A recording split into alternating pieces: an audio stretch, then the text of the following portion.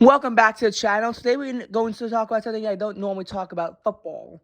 But with the playoffs fast approaching, just like I suddenly got this enamorment for baseball, I'm getting this in football as well. Right now, the Jaguars are playing against the Tennessee Titans. We are at halftime right now, and it is currently 13-7. I will be sleeping very shortly. It's 9:32 p.m. So I will not be able to cover this tonight, who actually wins, but this is a critical game. Why is it such a critical game? We will dissect this right now as we go to the 2022 NFL season. Specifically, the Wikipedia article to talk about the postseason scenarios. Normally, Wikipedia is not always a reliable source because they can get vandalized and you can have unsourced edits. But in this case, I found it to be particularly reliable and to have matched the source. If there's something suspicious, I could always look at it. So right now we have playoff seeding, and we only have 3 slots determined thus far. A lot of teams have actually clinched the playoffs, but only 3 spots have been determined.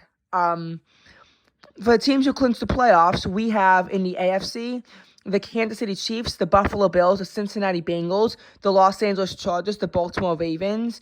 And in the NFC, with the Philadelphia Eagles, the San Francisco 49ers, the Minnesota Vikings, the Tampa Bay Buccaneers, the Dallas Cowboys, and the New York Giants. Of those slots, number 1 has been determined for the AFC. The Kansas City Chiefs, winners of the AFC West, have clinched the first round bye. This basically, in theory, grants them automatic home field advantage, and they get to skip the first round. In the NFC, the Tampa Bay Buccaneers have won the NFC South, but with a relatively poor showing right now of only 8-8, only 8-8 showing right now, which is actually worse than number 5 Cowboys and number 6 Giants. They obviously aren't going to be doing better than anyone else. I mean, Vikings are 12-4, so are the 49ers, and the Eagles are 13-3. So the Tampa Bay Buccaneers will be safely stuck at 4, but they have clinched division. The Giants, however, have clinched 6. They right now have a mediocre 9-6 record, and that's good enough to make the playoffs, and they definitely will be doing better than the number 7 team. They also have a tie in there. That's why they're 9-6. But that's just what's going on right there. Okay, and so obviously we had the very unfortunate. Oh, by the way, the Chiefs are 14-3. They just won against the Las Vegas Raiders, so their thing is set. And even if the Bills win 13-3, they won't touch them. Now, obviously, we had the very unfortunate Damar Hamlin situation going on. Obviously, Damar Hamlin collapsed with 6 minutes remaining in the first quarter on January 2nd, and the NFL at first postponed the game, and then they outright canceled it, saying that it would not affect any teams getting into the playoffs. But it did affect playoff seeding. Specifically, there were 4 teams affected. The Kansas City Chiefs had a much easier time getting the bye. They had to lose, and Buffalo would have to win for Buffalo to get the bye. It would be a lot easier if the game could continue on as normal, but that couldn't happen. So, obviously, with the Chiefs winning, they got their first round bye a lot easier. Meanwhile, this also meant that the Cincinnati Bengals have now clinched division. The Bengals were actually supposed to be playing the Ravens today, the Baltimore Ravens, to see who would get the AFC North title. But because the Bengals won, there's now no way for the Ravens to have a better record than them. So thusly, we will again see the Bengals will be clinching the division, which screwed over the Ravens. So again, those 4 teams were affected, but the reason why they decided to cancel the game is because all 4 teams have clinched their playoff spots respectively, so it wouldn't affect any teams getting into the playoffs. All 4 teams are already in the playoffs. But if both Baltimore and the Chargers win Week 18, the side of the wild card game between Baltimore and Cincinnati will be determined by a coin flip. The reason why both have to win, I guess, is because of the way seeding would have to work. I have this assumption that the Chargers are going to be playing Cincinnati. No, they're playing the Denver Broncos, which were eliminated a long time ago. So I'm a little bit confused. I think the Broncos were eliminated back in like week 15. I'm not sure. Anyway, the AFC Championship game will be held at a neutral site in the following circumstances. If Buffalo and Kansas City both win a tie in week 18 and then both advance, if Buffalo and Kansas City both lose and Cincinnati loses or ties in week 18, and Buffalo and Kansas City advance to the AFC Championship, or if Buffalo and Kansas City both lose and Cincinnati wins week 18, and Kansas City, either Buffalo or Cincinnati, advance to the AFC Championship, in those cases, it will be held at a neutral site. Otherwise, it will be held in a normal fashion. So, again, a lot of seeding stuff is undetermined right now. Number 2 for the AFC is going to be going to either Buffalo or Cincinnati. Number 3 could for the AFC could go to Cincinnati or Buffalo. Number 4 is going to be going to either Tennessee or Jacksonville, and it all depends on the outcome of this game. 5 could be either the Chargers or the Ravens. 6 could also be the Chargers or the Ravens. And then 7 is going to be that intenseness between Jacksonville, Pittsburgh, Miami, and New England. We will be talking all about that. As far as the NFC, number 1 will either be the Eagles, the Cowboys, or the 49ers. Number 2 will either be, it could actually be 4 teams. The 49ers, the Eagles, the Cowboys, or the Vikings. Number 3 could be the Vikings or the 49ers. Number 5 could be the Cowboys or the Eagles. And then number 7 is going to be a tight race between the Packers, the Lions, and the Seahawks. Okay, so if Tennessee Titans can win this game, they will clinch the AFC South. Jacksonville will also clinch the AFC South if they win, which makes sense. Tennessee has a 7-9 record. Jacksonville has 8-8. I assume Tennessee would win such a tiebreaker if it came down to such. Now, if they lose, Miami, New England, and Pittsburgh would also all have to lose. If all 4 teams lose, it would go to Jacksonville. But if any one of those 3 teams win, it would not. But which one would it go to? Well, New England has the best shot. If they win, then they will make it in. If Jacksonville wins, however, and Miami and Pittsburgh lose, New England can make it in. So the Patriots have a good chance going for them. If you look at who the Patriots are playing, though, they're playing the Buffalo Bills. The Buffalo Bills have a 12-3 record and will be getting either the number 2 or 3 spot. So this makes me a little bit weary to outright say it's going to the Patriots, just because the Patriots are going to have a tough game for Week 18 ahead of them. It's not like one of those things. I remember yesterday I was laughing like just how, oh, of course Jacksonville's going to win. They have like let me just check. Oh my God, the 49ers are on a roll. Anyway, the Jaguars have had 4 wins in a row, and the Titans 6 losses in a row. So I was like, there's no way that the Titans could win. Well, given how the Titans are actually winning right now, 13-7, I would honestly not be sure. It's not that I'm really rooting for one team over the other. This isn't exactly a game that I care about, but again, 5 teams are all invested in this game. So what happens if New England loses? If New England loses, Miami is the next in line. They will clinch it if they win and New England loses. Pittsburgh will need to have both win and have Miami and New England lose. Also, if the Titans lose this game, they are mathematically eliminated from postseason contention. They can only get it via this wild card, via this AFC South championship. Jacksonville could get the wild card. So basically, here's how it works. So the Titans have to win. That's just pure and simple. Titans have to win. Patriots. All the Patriots have to do is win. Although I shouldn't be saying all they have to do is win like that, because they have a tough game ahead of them this week. But all the Patriots have to do is win. Patriots lose. Next to get it is Miami. Miami loses. The next to get it is Pittsburgh. If all 3 teams lose, and Jacksonville wins and they get the AFC South title, it goes back to the Patriots. But if Jacksonville loses, all four teams lose, it goes to Jacksonville. It's that plain and simple. Except it really isn't. It's actually it's very complex.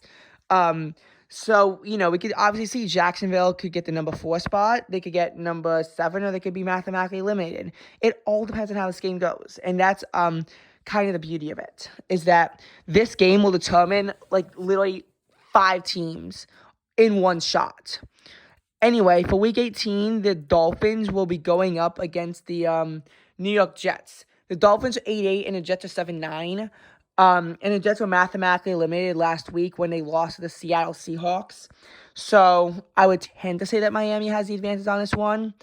As far as the Steelers go, the Steelers will be playing against the Cleveland Browns. The Steelers are 8-8. The Browns are 7-9 and were also mathematically eliminated. So I don't think it's very likely that it goes this way. But honestly, at this point, I'm not sure.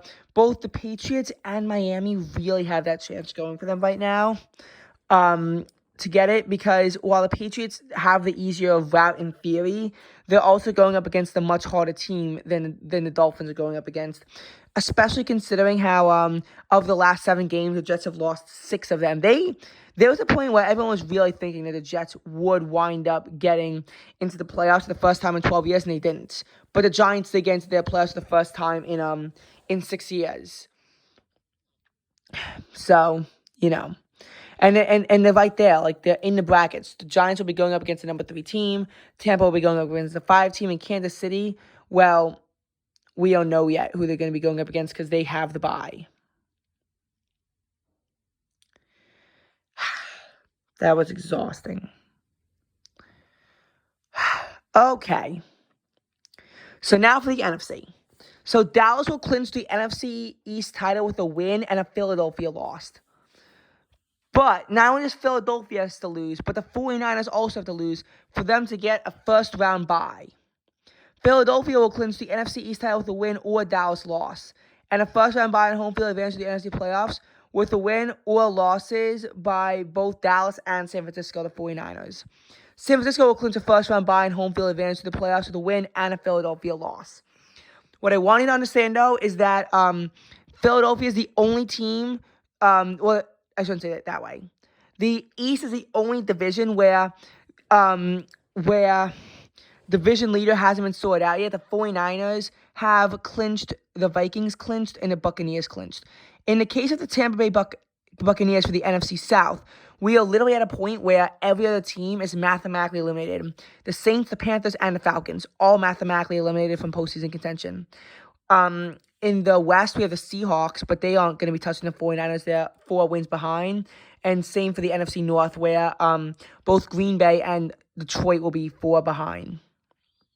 So now I have to look at how each game is going to look. So the Dallas Cowboys, they will be playing against the Washington Commanders. The Commanders were eliminated last week in a bit of a shock, but it just turned out to be the right combination. The Commanders have a 7-8 record with a tie. I would say the Cowboys have the advantage. That being said, the Commanders were why the Eagles broke their flawless streak. So, as far as the Eagles go, they are playing the Giants. The Giants are 9-6.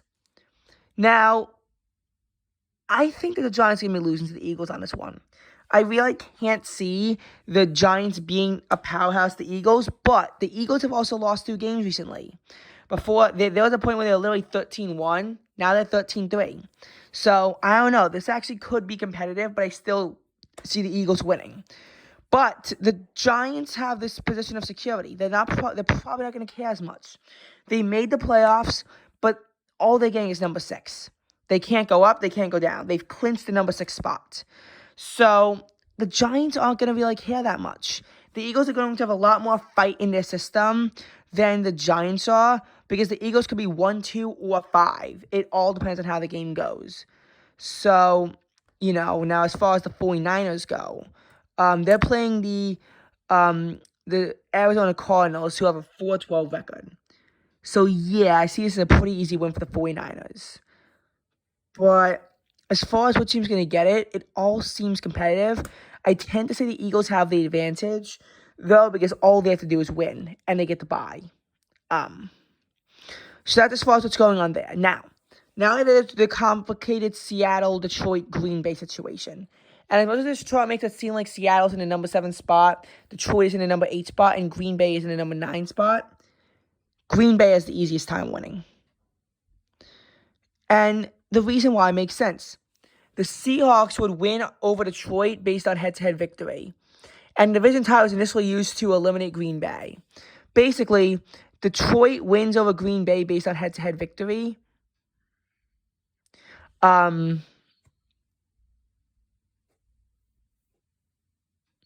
they're broken, the way that it is that they're broken first in divisions and then comparing the highest ranked teams. So the thing is that I want to look at the Packers versus Seahawks game. I think that the Packers wound up being the Seahawks to get this advantage over them. Ouch.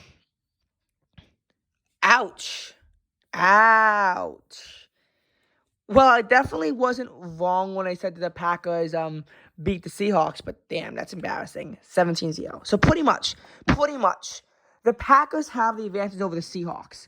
But because the Seahawks have the advantage over the Lions, and the Lions have the advantage over the Packers, that makes it appear the Seahawks have the advantage. They don't. It's Packers. And what you need to understand is that back then, the Green Bay Packers were 8-2, while the Seattle Seahawks are 3-6. So the Packers, they really began to slack off for a while. Actually, wait, no. They had 4 in a row, and Seahawks had, wait, what?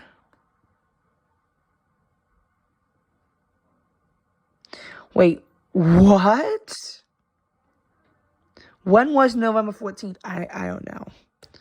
Okay, so in any case, as far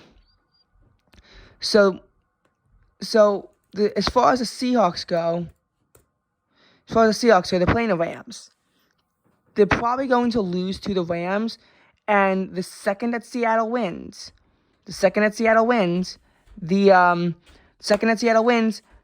Detroit is eliminated. Detroit is playing against the Packers, though. And if the Seahawks win, then they'll have this motivation going for them. This motivation going for them will all be lost to the Packers. So, all the Packers have to do is win. If the Packers lose, then it'll go to the Lions if the Seahawks lost. And what about the Seahawks? And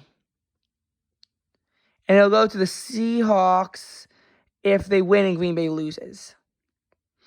Which would mean AK that Detroit wins. But here's the thing, though. If Seattle wins, Detroit's going to lose their motivation going for them. And so while I don't see Detroit getting it, if they lose this motivation, they aren't going to want to do this to help the Seahawks. But I don't know how this is going to work. It's a very complicated and honestly, downright scary scenario. I see the Green Bay Packers getting it on this one. And they have the advantage over the Seahawks, but again, it's like this, it's like if A beats C and B beats C, then even if C is better than A, it doesn't show, but this is honestly like the perfect setup for them between the Packers and the Lions. So very interesting. But who knows? Maybe the Rams are gonna win, eliminating the Seahawks and then making the Packers-Lions game matter a lot more. Oh, also, in the third quarter, 10:35 left, and it's still 13-7 for the Tennessee-Jacksonville game.